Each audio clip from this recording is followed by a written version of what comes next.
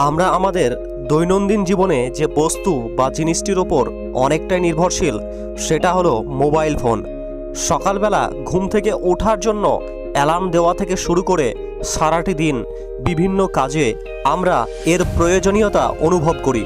বিভিন্ন হিসাব নিকাশ করা, সময় দেখা, প্রয়োজনীয় ছবি তোলা থেকে শুরু করে আমরা এর মাধ্যমে পত্রিকাও পড়তে পারি। দিনের সব আপডেট তথ্য আমরা এর মাধ্যমেই পেয়ে থাকি। তবে এত প্রয়োজনীয়তার ভিড়ে আমরা কিন্তু এর ক্ষতিকর দিকটি উপেক্ষা করছি। মোবাইল ফোন অতিরিক্ত ব্যবহার করলে কী ধরনের ক্ষতির মুখে পড়তে হতে পারে সে বিষয়গুলো আপনার অবশ্যই জেনে নেওয়া প্রয়োজন।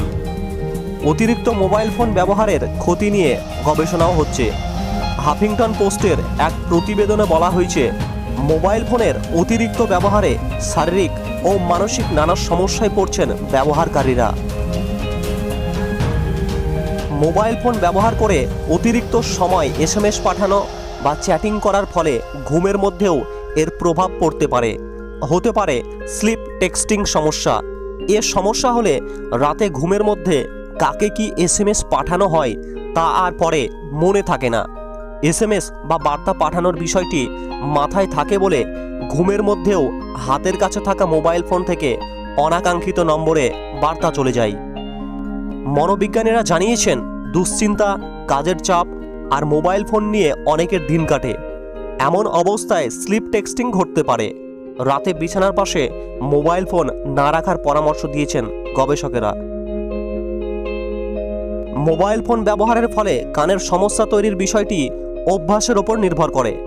হেডফোন বা ইয়ারফোন ব্যবহার করে উচ্চ শব্দে গান শুনলে অন্তঃকর্ণের কোষগুলোর ওপর প্রভাব পড়ে এবং মস্তিষ্কে অস্বাভাবিক আচরণ করে। একসময় বধির হয়ে যাওয়ার আশঙ্কা থাকে। মোবাইল ফোনের অতিরিক্ত ব্যবহারে দৃষ্টিবৈকল্য সৃষ্টি হতে পারে, ফলে মায়োপিয়া বা ক্ষীণ দৃষ্টির সমস্যা দেখা দিতে পারে। স্মার্টফোন ব্যবহারকারীরা সাধারণত চোখ থেকে 30 সেন্টিমিটার দূরত্ব রেখে তা ব্যবহার করেন, তবে অনেকের ক্ষেত্রে এ দূরত্ব মাত্র 18 সেন্টিমিটার। সংবাদপত্র, বই বা কোনো কিছু পড়ার ক্ষেত্রে সাধারণত চোখ থেকে গড়ে 40 সেন্টিমিটার দূরত্ব থাকে। চোখের খুব কাছে রেখে অতিরিক্ত সময় ধরে স্মার্টফোন ব্যবহার করলে জিনগত সমস্যা দেখা দিতে পারে। ক্ষীণদৃষ্টি সৃষ্টির জন্য যা ভূমিকা রাখতে সক্ষম এবং এটিকে এপিজেনেটিক্স সংক্রান্ত বিষয় বলা হয়ে থাকে। অতিরিক্ত সময় ধরে মেসেজ বা বার্তা টাইপ করা হলে আঙুলের জয়েন্টগুলোতে ব্যথা হতে পারে এবং অবস্থা বেশি খারাপ হলে আর্থারাইটিসের মতো সমস্যা দেখা দিতে পারে।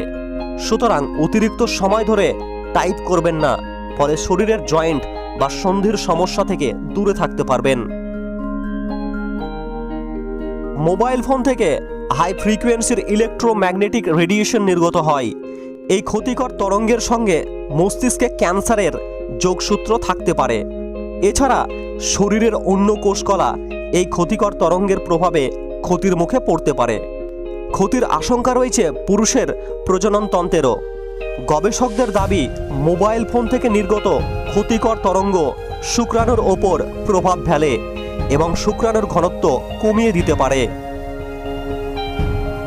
স্মার্টফোন, ট্যাবলেট, ল্যাপটপ, ডেস্কটপের অতিরিক্ত ব্যবহারের ফলে সবচেয়ে বেশি দেখা দেয় ঘুমের সমস্যা বা নিদ্রাহীনতা। যারা ঘুমাতে যাওয়ার আগে এ ধরনের প্রযুক্তি পণ্য অতিমাত্রায় ব্যবহার করেন তাদের শরীরে মেলাটোনিনের ঘাটতি দেখা দিতে পারে, যার কারণ প্রযুক্তি পণ্য থেকে নির্গত উজ্জ্বল আলো এক পর্যায়ে ঘুমের মারাত্মক সমস্যা দেখা দেয় এবং স্লিপ ডিসঅর্ডারের ঝুঁকি তৈরি হয়।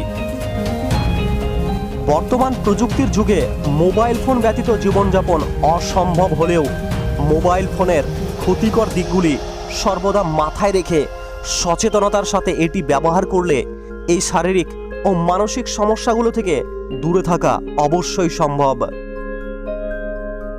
ভিডিওটি হেল্পফুল হলে একটি লাইক করুন এবং আপনার কমিউনিটির মধ্যে শেয়ার করুন, যাতে তারাও এই বিষয়টি জানতে পারে।